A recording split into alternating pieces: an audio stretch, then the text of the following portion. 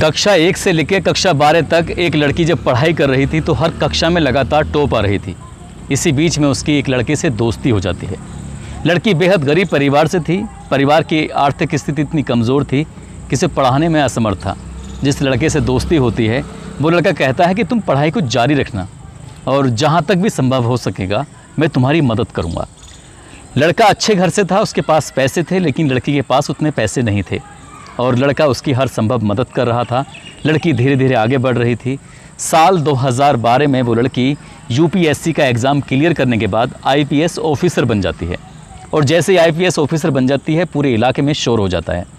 उसके बाद वो ट्रेनिंग पे जाती है, पहली पोस्टिंग मिलती है। पहली पोस्टिंग के बाद जब लौट कर वापस आती है तब अपने परिवार को वो हकीकत बताती है कि एक लड़का है जो मेरी बहुत मदद कर रहा था। उसके बाद उस लड़की ने उस लड़के से शादी का इजहार किया। दोनों शादी करते हैं और आज दोनों हमेशा हमेशा के लिए खुशहाल ज़िंदगी जी रहे हैं और उनके लोग एग्जाम्पल देते हैं कि बुरे वक्त में लड़के ने उस लड़की की मदद की और वो लड़की आज भी उस लड़के के साथ हाथ से हाथ मिलाकर, कांधे से कांधा मिलाकर चल रही है। मगर आज की कहानी जो मैं आपको सुनाने जा रहा हूँ, इस कहानी में ऐसा नहीं होता है। लड़का मदद ज़रूर करता था, लेकिन जब वक्त आया एक अच्छा जीवन जीने का, लड़की साथ छोड़कर जाने को बिल्कुल पूरी तरह से तैयार है। ये कहानी आज घर घर में शेयर की जा रही है। इस कहानी को आज हर कोई जानना चाहता कि आखिरकार मामला है क्या। आदाब, नमस्कार, सत श्री अकाल। मैं उस्मान सैफ़ी। आज की जो सच्ची घटना मैं आपको सुनाने जा रहा हूँ, ये सच्ची घटना है उत्तर प्रदेश के इलाहाबाद की, जिसे है आजकल हम प्रयागराज के नाम से भी जानते हैं। दरअसल प्रयागराज का एक थाना है धूमनगंज और इसी का इलाका है धलवा। यहाँ का रहने वाला आलोक कुमार मौर्य, जो कि एक रिपोर्टर से बातचीत करता है और बातचीत करते करते उसकी वीडियो सोशल मीडिया पर बहुत तेज़ी के साथ वायरल होने लगती है। और साथ ही वायरल हो रहा था एक चैट जो कि उसकी पत्नी के द्वारा किया हुआ था। दरअसल वो बताता है कि 22 फरवरी 2022 की ये बात है। उसकी पत्नी की वो एसडीएम होती है और एलनगंज में सरकारी आवास पर वो रह रही थी। वो अपनी पत्नी को सरप्राइज़ देना चाहता था, ऐसा सरप्राइज़ कि उसकी पत्नी को बिल्कुल पता ना चले और चुपचाप वो घर आ जाए। आकर वो देखना चाहता था कि उसकी पत्नी कितना खुश होगी। दरवाज़ा खुलता है, जो ऑफिसर के सुरक्षा में लगे हुए पुलिस वाले थे उनसे कहता है कि किसी को भी कानो कान खबर ना चल जाए, और वो लोग बिल्कुल भी बोले नहीं। दरवाज़ा खुलता है, अंदर जाता है और जैसे ही बेडरूम के अंदर जाता है, पति जो उसकी पत्नी होती है, एसडीएम जो होती है, एक पुलिस ऑफिसर के साथ आपत्तिजनक स्थिति में पाई जाती है। वो दोनों एक दूसरे के साथ शारीरिक संबंध बना रहे थे और पति ने जैसे ही अपनी पत्नी को देखा तो उसके पैरों तले ज़मीन खिसक जाती है। वो सोचने पर मजबूर हो जाता है कि आखिरकार उसकी पत्नी उसके साथ ऐसा कैसे कर सकता है। जब ये वाली बात उसने अपनी पत्नी से कुछ कह नहीं पाता, आके चुपचाप सोफे बैठ जाता है। सोचने पर मजबूर हो जाता है। इसकी सोचने समझने की जो शक्ति थी पूरी तरह से छीन हो चुकी थी। आगे क्या करे क्या ना करे वो सोचने पर वाकई विवश था, मजबूर था। उसके बाद वो चल पड़ता है अलग अलग दफ्तरों में। कभी वो एसएचओ के पास जाता है तो कभी चौकी इंचार्ज से मिलता है, कभी डीएम से मिलता है तो कभी कमिश्नर से मिलता है, कभी वो डीजीपी से मिलता है तो कभी उत्तर प्रदेश के मुख्यमंत्री योगी आदित्यनाथ के दरबार में जाने के बाद गुहार लगाता है, तो कभी डीजी होमगार्ड के ऑफिस में जाता है, कहता है कि मुझे न्याय दे दो। भविष्य में उसे न्याय मिलेगा या नहीं मिलेगा, लेकिन उसकी कहानी जो सुन रहे हैं वो सुनने के बाद हर कोई परेशान हो जाता है कि आखिरकार कोई ऐसा कैसे कर सकता है। दरअसल कहानी शुरू होती है साल 2009 से। ये लड़का, इसकी सामान्य पढ़ाई हुई थी और पढ़ाई होने के बाद इसका पंचायती राज विभाग में सफाई कर्मचारी के तौर पर इसकी नौकरी लग जाती है साल 2009 में। ये रहने वाला है उत्तर प्रदेश के प्रयागराज के धूमनगंज का झलवा इलाके का। और जब इसकी नौकरी लग जाती है तो इसके परिवार के लोग इसकी शादी की तैयारी कर रहे थे, लड़की तलाश कर रहे थे और तलाश करते करते उनकी तलाश पूरी हो जाती है।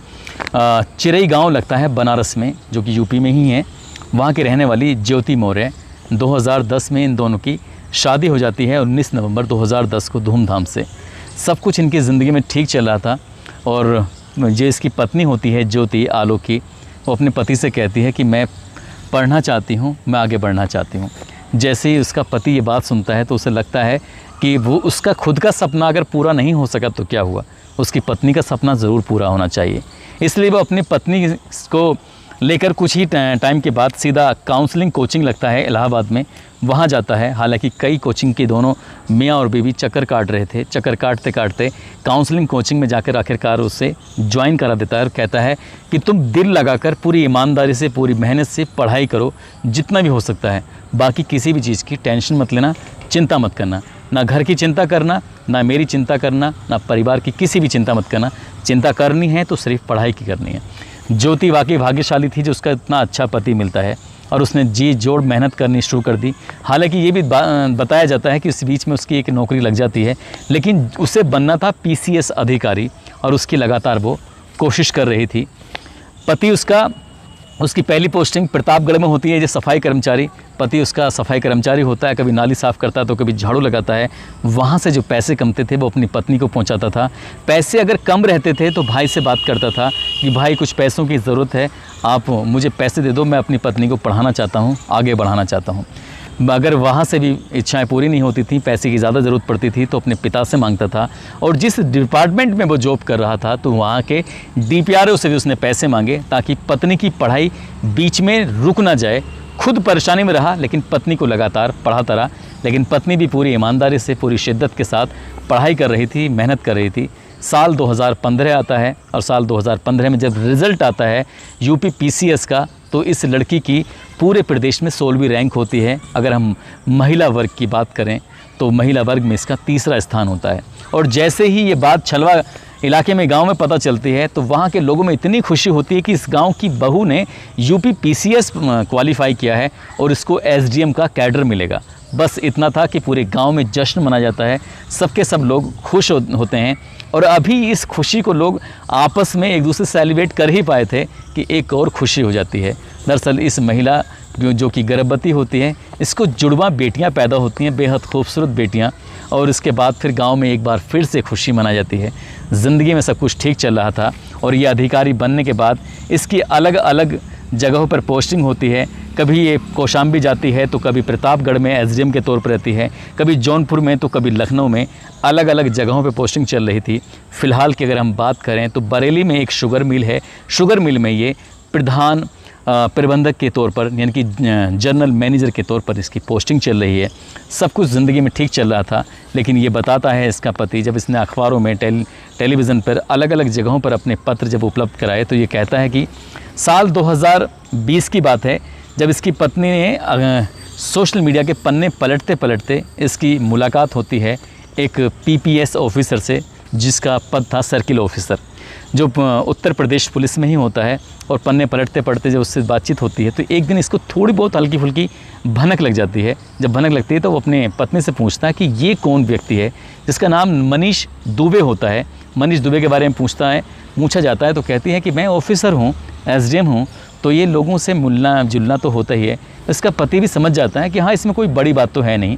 मनीष दुबे जो है वो पुलिस का ऑफिसर है और ये SDM है। अगर किसी से बातचीत हो रही है तो इसमें इतना परेशान होने की या इसमें इतना ऐतराज़ करने की कोई ज़रूरत नहीं है। सब कुछ ज़िंदगी में ठीक चल रहा था, लेकिन ये नहीं जानता था कि आगे इसकी ज़िंदगी में बहुत बड़ा भूचाल आने वाला है। दरअसल 22 फरवरी 2022 को आलोक अपनी पत्नी को सरप्राइज़ देना चाहता था और वो अपनी पत्नी के सरकारी आवास जो कि एलनगंज में होता है वहाँ बिना बताए पहुँच जाता है। वहाँ जो अपनी आँखों से देखा है उस दृश्य को देखने के बाद इसकी आंखें खुली की खुली रह जाती हैं। दरअसल जिसको इसकी पत्नी दोस्त बता रही थी उस पुलिस ऑफिसर को, उसी के साथ वो आपत्तिजनक स्थिति में होती है और जब आपत्तिजनक स्थिति में होती है तो बेहद परेशान हो जाता है। अब उसने चोरी छिपे से अपनी पत्नी की जासूसी करना शुरू कर देता है, ये देखने के लिए कि इसमें कितनी सच्चाई है कितनी नहीं है। उधर बच्चे बड़े हो रहे हैं, जो जुड़वा बेटियां हैं। आज की बात करें तो वो दोनों बच्चियां हंसी और खुशी लगभग 9 साल के आसपास की हो चुकी हैं। बच्चियों का क्या होगा इसका पता नहीं, लेकिन पति और पत्नी के बीच में जिस तरह से एक पुलिस ऑफिसर आता है और दरार पैदा हो जाती है, उससे परिवार और बिखरने की ओर होता है। दैनिक भास्कर की जो रिपोर्ट है वो कहती है कि 22 दिसंबर 2022 को आलोक ने अपनी पत्नी को एक होटल है मैरियर जो कि लखनऊ में लगता है, वहाँ भी दोनों को इसने आपत्तिजनक स्थिति में देखा था। इसके अलावा एक दिन इसकी पत्नी का जो लॉगिन था, फेसबुक लॉगिन, वो खुला रह जाता है। उसमें पता चलता है कि इसकी जो दोस्ती है बहुत ज़्यादा है। और एक दिन देखता है कि उसका जो व्हाट्सअप है, उसमें व्हाट्सअप लगभग 100 पेजों का उसने फ़ोटो स्टेट निकलवाई या 100 पेज उसके तैयार किए हैं।